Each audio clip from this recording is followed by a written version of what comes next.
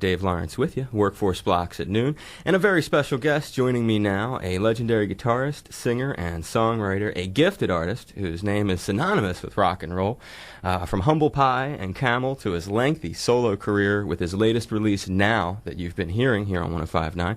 It's a pleasure to welcome to the Big Kahuna, Peter Frampton. Aloha, Peter. Hello, how are you? How are you, brother? I'm doing well, thanks. A big mahalo, that's a thank you in Hawaiian for taking... Well, thank you very much, too. for taking the time to speak with us. And I actually worked with your old friend, who I'm sure you're still pretty tight with, because he does a show called Current Classics that airs nationally, Carter Allen. Yes, absolutely, Carter, yeah, good friend, yeah. I worked with him for a long time back at WBCN and WZLX, and I remember being there for you dropping by to play acoustic, I believe. And, that's right. And you did an album listening party for us, for the record of that time, but it's a thrill to get to interview you myself. And congrats on this record Now. It's an album that's it's been a really popular giveaway here on the show. How'd you come up with the title Now? We wanted something short. Peter Gabriel had used all the two-syllable titles. Really it was about, to me it means more about that now is a different now. You know, it's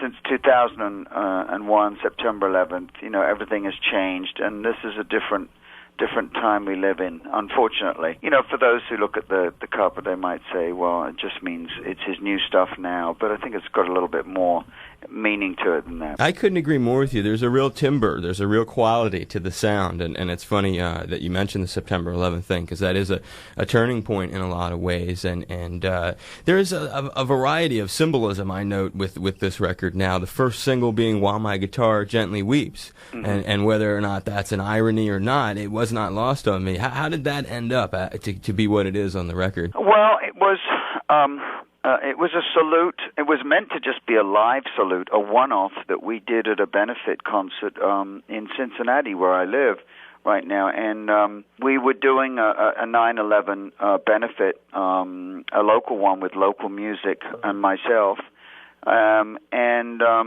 We decided that, you know, I said to the band, look, we've just lost George. You know, it was January of 2002, and we obviously before Christmas we just lost George.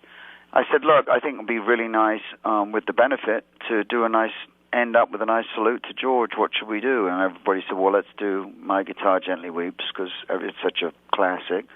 And so we played it once at the sound check and did it that night as the last number, and the power of the song and of the evening just sort of all came together, and it was one of those moments that's very hard to explain when we finished it, and while we were doing it, actually. You know, it was very gratifying, and I think the audience definitely showed their appreciation, put it that way. And so when we came off that night, one by one the band came up to me and said, I know you don't like covers, but would you think about doing that one? Because we really loved it. You know, I think it would be great. So in the end, I said yes, and we recorded it, and I knew it had to be a spectacular version, hopefully, because I know other people have covered it. So I kept on trying to push it away, but it kept on coming back.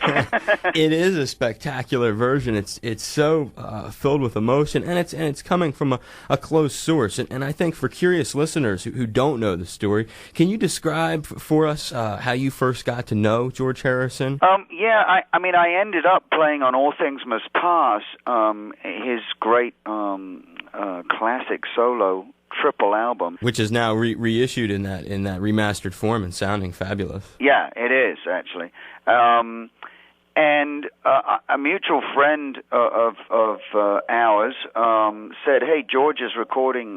This was before that. He's recording tonight around the corner at Trident Studios. He's doing a production for Apple. His first production was for an artist called Doris Troy, who actually wrote the song "Stay," which was a huge hit in the 60s and 70s. Oh, yeah, right. And so I said, yeah, are you kidding me? I'd love to meet a Beatle. You know, So I walked in the control room, and there he was, and that was basically it. He knew who I was. He said, "Hello, Pete," because I'd been on TV in England with Humble Pie, which floored me to start with. Hey, a Beatle knows me. And that's how he called you, "Hey, Pete." Yeah, it was weird, And so he said, "Do you want to play on this track?"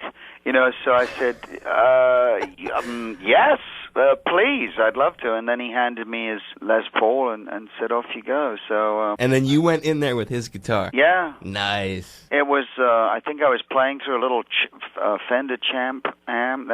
Everyone was using those then, and.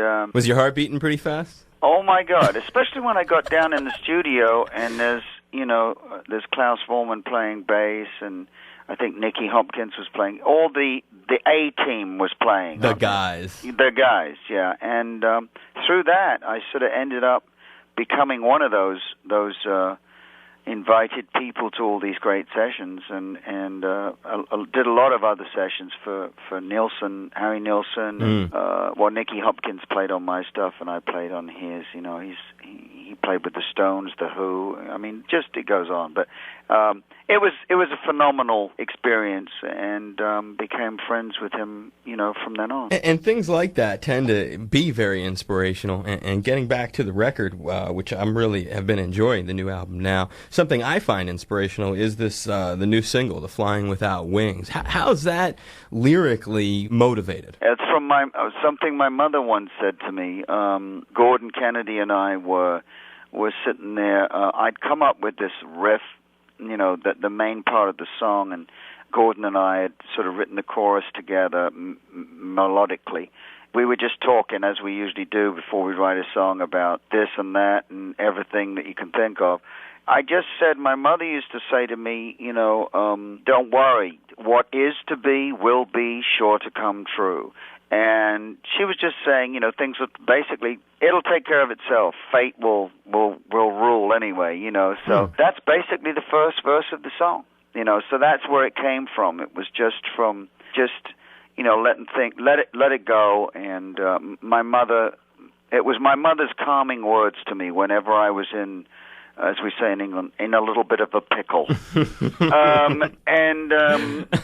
So it was, that always inspired me, and I always thought about that. And whenever something, to this day, whenever something's a little bit, not going my way, it's like, what is to be will be sure to come true.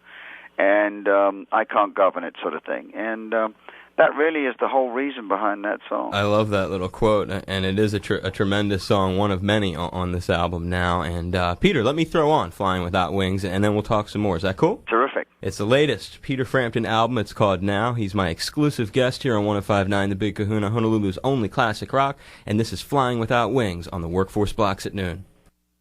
Flying Without Wings, 105.9 The Big Kahuna, Honolulu's only classic rock, the Workforce Blocks at noon. Dave Lawrence with you.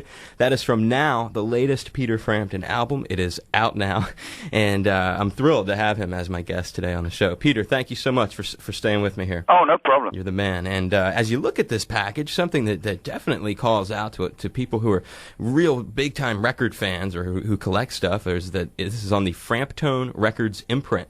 That is your label, I'm assuming? Yes, it is. Give us some insight into that. Is that just for yourself, or are you putting other folks out on that? In the future, it might be for other people. It's obviously it's an independent label that I partnered with 33rd Street, which is Tower Records indie label. Basically, I'm up until this point, the major label situation was sort of out of reach because of the state of just the way things are. Sure. You're a classic act, then you're going to be on an independent label, basically. So I thought, in the end, I'll do it myself. I'll make the mistakes myself, because I just couldn't find this. That's partly the reason why this record took so long. It wasn't the making of it; it was finding the home for it, as you know.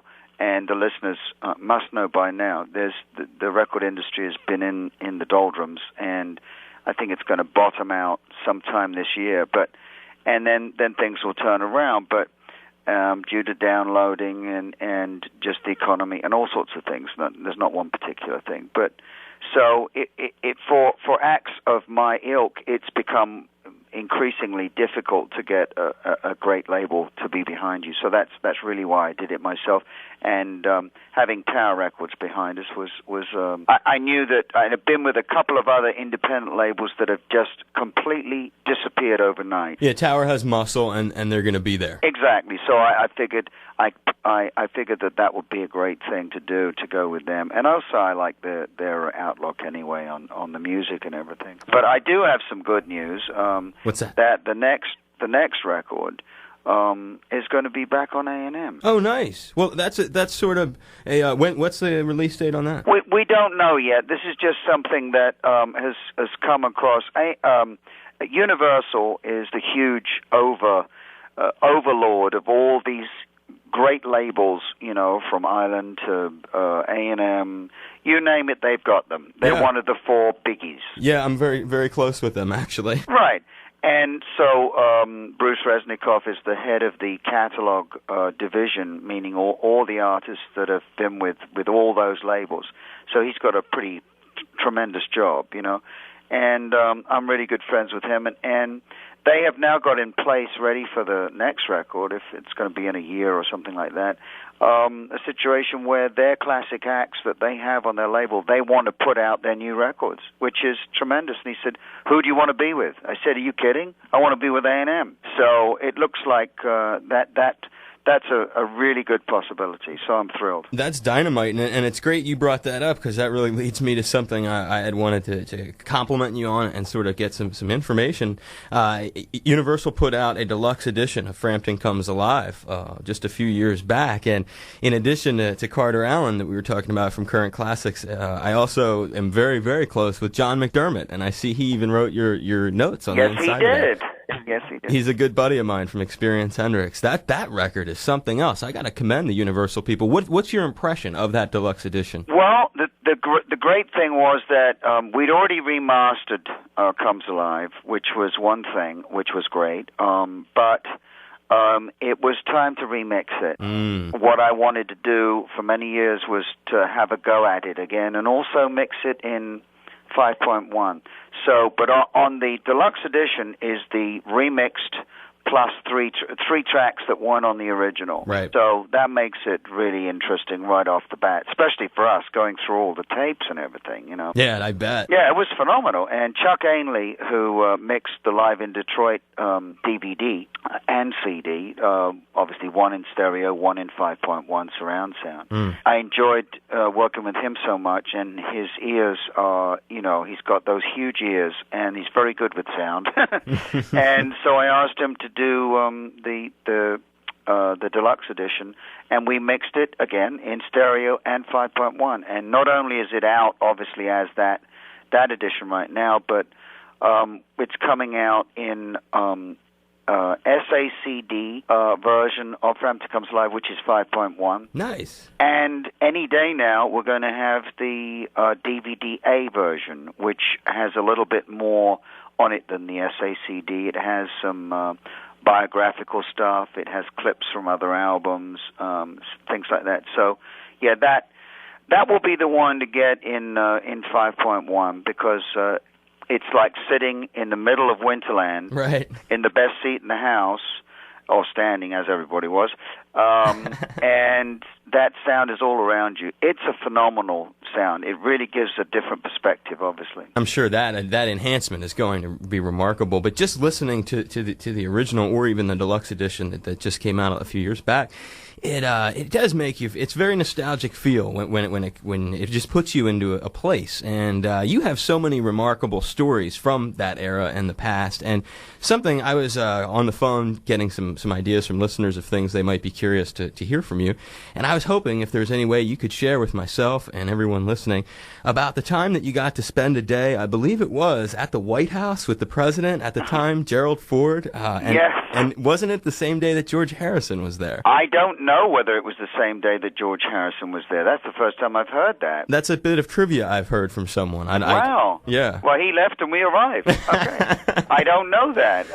We just missed each other again, see. No, it was basically I was friends with Stephen Ford. He was a huge fan, and he would come to concerts in L.A. and all over the place. And it was always a nightmare because he always had more security than I did. So he said, would you like to come and meet Mom and Dad? So I said, yeah. So I think it was Bob Mayo, myself, DeAnthony and his wife, my manager, and Penny, my girlfriend at the time, who lives in Hawaii, I'm told. Wow. And hey, Penny. Yeah, right. And we flew into Washington and went straight to the White House and spent the day there and went to the Oval Office and met the president there in the afternoon while he was working and then got the big, huge tour. And then in the evening, when he'd finished work, we went up to the private living area up on the third floor, I think it is, and got to meet both Betsy and the president again, and it was phenomenal. I was sitting there on the sofa on the couch next to the president, who was drinking. He had a drink on the arm of the sofa, and because he had this sort of reputation of being clumsy, I hoped to Christ that he wasn't going to knock the drink into my lap or something, But no, he didn't. I have to. It's good that I report that he didn't knock anything over while I was there. No, he was very, very open, friendly, down to earth.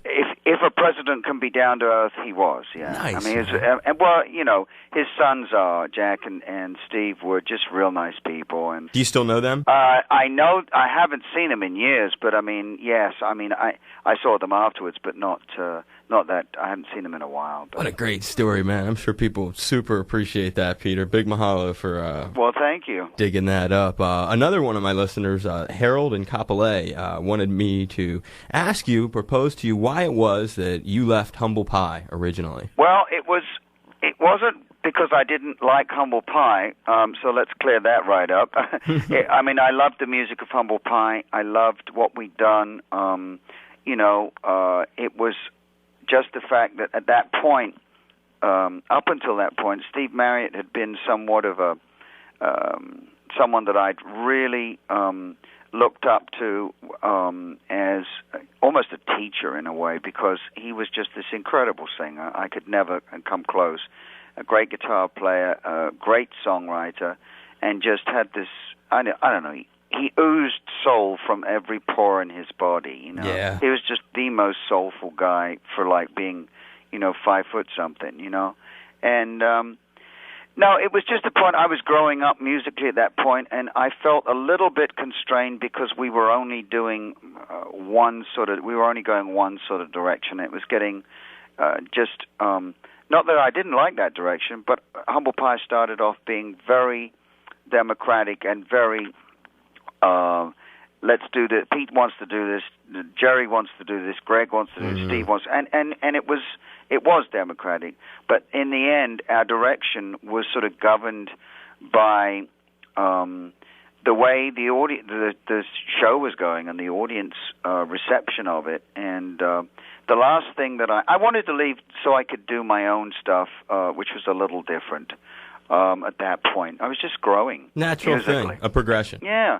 And, I mean, Humble Pie was the best possible band anyone could ever have been in, especially for a guitar player. It was just, I credit Humble Pie with the formulation of my guitar style. I really do. It was, because I've been such a big jazz player beforehand, loved jazz and blues, but I mean, I'd really sort of geared more towards jazz because everybody else was doing the blues thing in the 60s because of Eric Clapton and all that. I got this opportunity to play these heavy rock numbers and playing jazz licks over the top of it while Steve Marriott was singing R&B. It was a great combination. It was a killer combination. Yeah, It was a great band. Great band. I know it was happening. Finally, Peter, before I let you go, because I really am grateful for all the time you've spent on the phone with me here, are there any Hawaii memories or experiences you've had that come to mind while you're talking to me here in Honolulu? I've got great pictures of being in Hawaii. A few times I've been there, but the first time we came, I think, was, which I believe was like in '75. It was just before Comes Alive came out. I just remember being blown away from just the vibe in Hawaii. It was very free and open, and the music was everywhere. It was just, first time to Hawaii for anybody is pretty mind-blowing. It's such a beautiful place. So I haven't yet been able to work out when I can get my place there so I can move to Hawaii, but I plan on it in the future. You are the man. Well, please know that we want you to come, and that my station here, 105.9, will be here to support your visit, and I know that I speak for my listeners. They'll come out and see your show as well. All right, Dave. Well, tremendous. Can't wait. And his new record is Now. Get it now, wherever you buy new CDs. Tower has it out there. It was a lot of fun. Same here. Hope to see you soon. Big aloha to you, brother. Thank you. Bye-bye. Hi, this is Peter Frampton here, and you're listening to the man, Dave Lawrence.